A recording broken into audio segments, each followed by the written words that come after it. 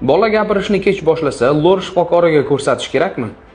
Ha, albatta, bunda eshitish muammolari hisobiga ham bo'lishi mumkin. Lor shifokori bunda eshitish organlarini tekshirib ko'radi. Burun bitishi faqat shamollash hisobiga ham bo'ladimi? Albatta yo'q, allergiya hisobiga, burundagi poliplar, burundagi adenoid vegetatsiyasi, burun to'sig'i hisobiga ham va gormonal o'zgarish hisobiga ham bo'lishi mumkin. Eshitish apparati ishlatish quloqqa zarar qilmaydimi?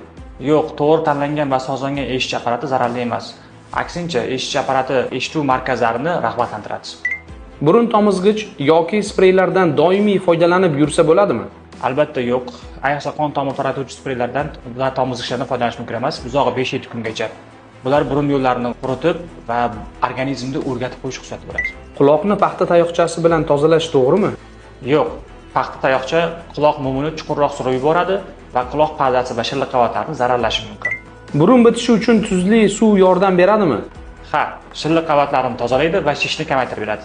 Lekin quruq muhitda burnimiz quriyotgan bo'lsa, tuzli ertlardan foydalanmaymiz.